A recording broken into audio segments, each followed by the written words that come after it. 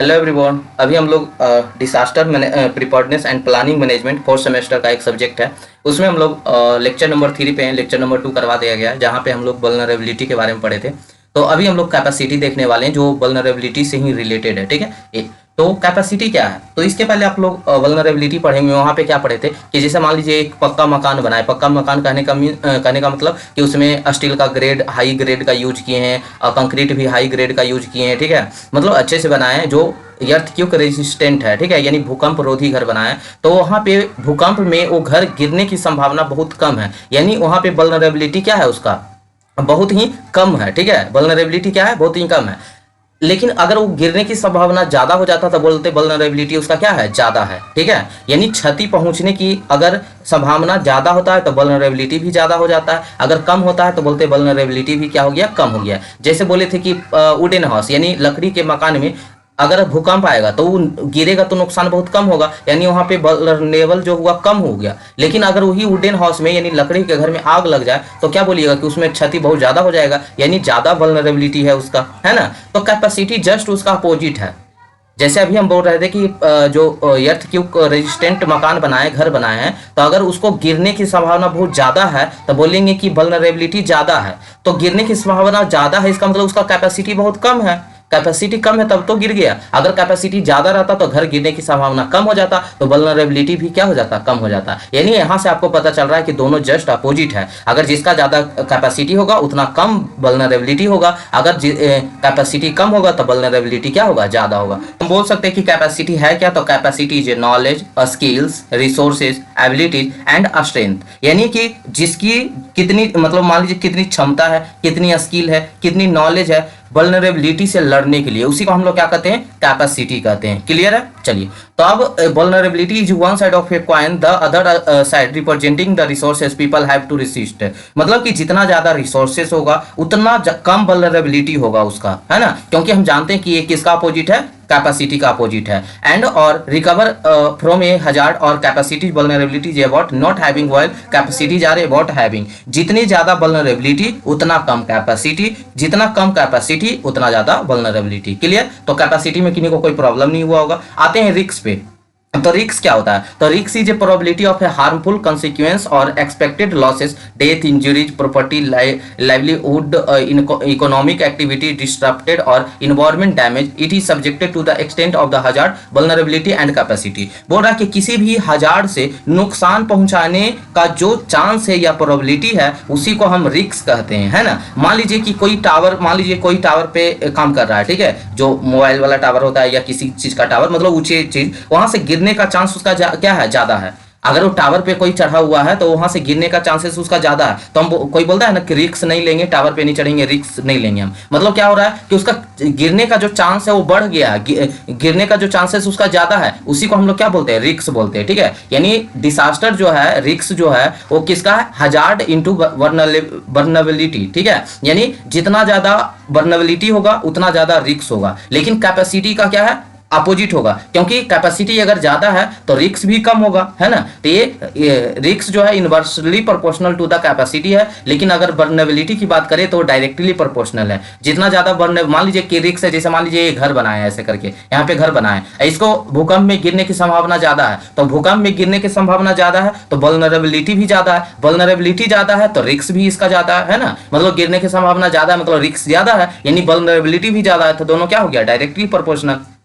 अगर इसकी कैपेसिटी की बात करें, कैपेसिटी क्या होता है कि ना गिरे, ठीक है, यानी वल्नरेबिलिटी के अपोजिट कैपेसिटी। तो कैपेसिटी, रिस्क क्या हो गया, कैपेसिटी अगर इसका ज्यादा है मतलब गिरने की क्षमता इसका कम है तो रिस्क भी कम हो गया। ठीक है, यानी ये किसका है, रिस्क जो है कैपेसिटी का इनवर्सली प्रोपोर्शनल है। ठीक है, चलिए नेक्स्ट टॉपिक पे आते हैं। 4 स्टेजेज है, फेजेज है किसका, साइकिल ऑफ डिसास्टर मैनेजमेंट का। डिसास्टर मैनेजमेंट का 4 फेज है। पहला है मिटिगेशन, दूसरा है प्रिपेयर्डनेस, तीसरा है रिस्पांस, चौथा है रिकवरी। ठीक है, तो मिटिगेशन क्या है, यहां से हम लोग स्टार्ट करेंगे। यानी किसी भी डिसास्टर मैनेजमेंट के लिए 4 स्टेप है, जिसमें फर्स्ट स्टेप की बात करेंगे मिटिगेशन के बारे में। मिटिगेशन होता क्या है, तो मिटिगेशन है मेजर बिफोर डिसास्टर। डिसास्टर से पहले, मतलब सबसे पहले तो मिटिगेशन का शाब्दिक अर्थ बता देते हैं कि मिटिगेशन का शाब्दिक अर्थ है रोकना या कम करना। मिटिगेशन का शाब्दिक अर्थ होता है रोकना या कम करना। तो फ्यूचर में आने वाली किसी भी डिसास्टर के दौरान नुकसान से रोकने या कम करने में जो हमारी मदद करता है उसी को हम लोग क्या बोलते हैं, मिटिगेशन बोलते हैं, मतलब उसका शाब्दिक अर्थ है। और ये डिसास्टर का फर्स्ट स्टेप होता है ना। तो चलिए इसको पढ़ते हैं। Measure before disaster involve taking sustained action to prevent और reduce the long term causes impact and consequence loss to life and property of a disaster. This sustains action are also known as mitigation. किसी भी disaster में, किसी भी आपदा में जो future में आने वाला है, क्योंकि ये डिसास्टर से पहले का स्टेप है, ठीक है, कि किसी फ्यूचर में कोई भी मतलब आपदा आने वाला है, उससे हम कैसे बच सकते हैं, उसको कैसे रोक सकते हैं, इसी के तैयारी को हम लोग क्या कहते हैं, मिटिगेशन कहते हैं, ठीक है। ये फर्स्ट स्टेप होता है किसका, disaster management. It is the initial phase of disaster management. ये जो मिटिगेशन है डिसास्टर मैनेजमेंट का फर्स्ट स्टेप है, फर्स्ट फेज है, जहां पे हम लोग क्या करते हैं कि डिसास्टर आने से पहले ही उसके बारे में उस मतलब कैसे हम बच सकते हैं, उसके आसपास के अपने अराउंड अपने सर्कल में उसके बारे में हम लोग चर्चा करते हैं, ताकि हम ज़्यादा से ज़्यादा संख्या में उस डिसास्टर से, या जैसे मान लीजिए फ्लड आ रहा है या अर्थ आने वाला है या कोई भी साइक्लोन सुनामी कुछ भी आने वाला है, उससे हम ज्यादा से ज्यादा कैसे बच सकते हैं, उसको हम कम कैसे कर सकते हैं, उसी को हम लोग क्या बोलते हैं, मिटिगेशन कहते हैं, ठीक है। ये लंबी चलने वाली प्रक्रिया है, ऐसा नहीं कि आज सिखाए कल भूकंप आ जाएगा, ठीक है, ऐसा नहीं है। इसको सीखते रहना है, जानते रहना है, और ये जब आएगा तब इसका हम लोग को क्या करना होता है, अप्लाई करना होता है। ऐसा नहीं कि आज आपको सिखा दिया कि बाढ़ से कैसे बचना है, कल बाढ़ आ ही जाएगा, ऐसा जरूरी नहीं है, ठीक है। It is a long and continuing activity that is the integrated with each of the other phases. ये सभी फेजेज के बारे में बताया जाता है, जैसे कि इसका क्या तैयारी किया जाएगा, क्या रिस्पॉन्स होगा, क्या रिकवरी होगा, सभी को इंक्लूड किया जाता है, ठीक है। तो इसकी चर्चा अभी हम लोग करने वाले हैं। अच्छा, मिटिगेशन का गोल क्या है, मतलब क्यों हम लोग मिटिगेशन करते हैं, मिटिगेशन का मतलब हम लोग पहले ऐसा क्यों करते हैं, ठीक है। डिसास्टर जो आपदा आने वाले उससे पहले हम लोग तैयारी क्यों करते हैं, तो इसलिए करते हैं। पहला पॉइंट है कि protect people and structure during disaster. Disaster के दौरान होने वाले मनुष्य का, एनिमल का, स्ट्रक्चर का नुकसान कम से कम हो, बचा सके उसको, ठीक है। Reduce the cost of response and recovery. जो डिसास्टर में होगा, आपदा में जो क्षति पहुंचेगा उसको हम पहले से तैयारी करके रखेंगे, तो जो कम होगा, ठीक है, कम होगा, यानी कॉस्ट भी। अगर मान लीजिए किसी का रेस्क्यू करना है, ऐसे वैसे मान लीजिए क्षति हो गया, बहुत सारे घायल हो गए, तो उसको दिखाना है, ज्यादा पैसा खर्च होगा, जिस भी एंगल से लीजिए, सभी से है कि कम करना, ठीक है। सीधा सीधी डिसास्टर में होने वाले क्षति को कम करना और ज्यादा से ज्यादा बचाव करना। ऐसा हम नहीं कर सकते हैं कि हम टोटल कंट्रोल कर सकते हैं, टोटल कंट्रोल कभी नहीं हो सकता है। हाँ, कम कर सकते हैं और ज्यादा से ज्यादा बचाव कर सकते हैं, ठीक है। Mitigation measure including following activities like to identify. हम जो मिटिगेशन को कैसे पहचानेंगे, ठीक है। What disaster can occur and in and around the community. सबसे पहले हमारे कम्युनिटी के आसपास कौन सा डिसास्टर आ सकते हैं, इसके बारे में पहचान करना होगा, ठीक है। कि हमारे कम्युनिटी मतलब हम लोग जहाँ पे रह रहे हैं, हमारे जैसे एरिया जो है हमारे, वहाँ पे कौन कौन से डिसास्टर आ सकते हैं। फ्लड आ सकता है, अर्थक्वेक आ सकता है, या मान लीजिए कोई जंगल की तरफ है तो आग लग सकता है, या सुनामी आ सकता है, साइक्लोन आ सकता है, कुछ भी। तो हमको आइडेंटिफाई करना है कि अपने एरिया में कौन सा आपदा है जो हमेशा आते रहता है, तो उसका आइडेंटिफाई करना फर्स्ट पॉइंट हो गया। दूसरा पॉइंट कि उस आपदा को आने की चांसेस कितना है ना। हमारे एरिया में ज्यादातर अभी तक तो ना सुनामी आया ना फ्लड आया, ज्यादा क्या आता है तो भूकंप आ जाता है कभी कभी, जैसे 2015 में आया था, उसके पहले 2011 में आया था, और उसके पहले तो याद ही नहीं है कि आया था कि नहीं आया था। तो 2011 2015 वाला याद है, यही दो चीज हम लोग के पास आया है। तो इसके कितने चांसेस है, ठीक है। तो ना के बराबर आया भी तो बहुत कम आया था, ठीक है। 15 में आया था 7.2 आया था, और उसके पहले जो 11 में आया था 4 कुछ समथिंग आया था। तो बहुत ना के बराबर 15 वाला थोड़ा ज्यादा आया था, लेकिन उतना नुकसान कुछ हुआ था नहीं अपने एरिया में, ठीक है।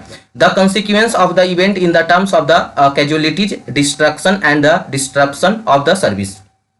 इस चीज का खास ख्याल रखना है कि उस आपदा से आने से उस कम्युनिटी का क्या नुकसान होगा, ठीक है। इसका भी आपको क्या करना है, ध्यान में रखना है। And the cost of the response and recovery, और उस the cost of response and recovery. Next point है change in local building code. अब जैसे यहाँ पे बताया जा रहा है कि मान लीजिए जैसे आपके एरिया में भूकंप ज्यादा आ रहा है, तो आपको जो घर बनाना है वो बिल्डिंग कोड्स के अकॉर्डिंग आपको अर्थक्वेक रेजिस्टेंट घर बनाना है ना, ताकि भूकंप में आपका घर गिरे नहीं। मान लीजिए कोई फ्लड वाला एरिया होगा, जैसे कोसी, बिहार के कोसी नदी के तरफ फ्लड ज्यादा आता है, तो वहाँ पे कुछ ऐसा डिजाइन करके बनाया जाए ताकि फ्लड में आपका घर क्या हो, सेफ हो, ठीक है। Revised zoning and land use management. आपका जो जोन ऐसे बांटा रहता है कि कौन सा जोन में भूकंप आपका जोन है 1 2 3 4 ऐसे करके अभी नेक्स्ट चैप्टर यानी नेक्स्ट मॉड्यूल में आपका सभी जितने भी डिसास्टर होते हैं सभी के बारे में पढ़ना है, ठीक है। तो वहाँ पे हम लोग पढ़ेंगे जोन के बारे में, अर्थक्वेक में, ठीक है।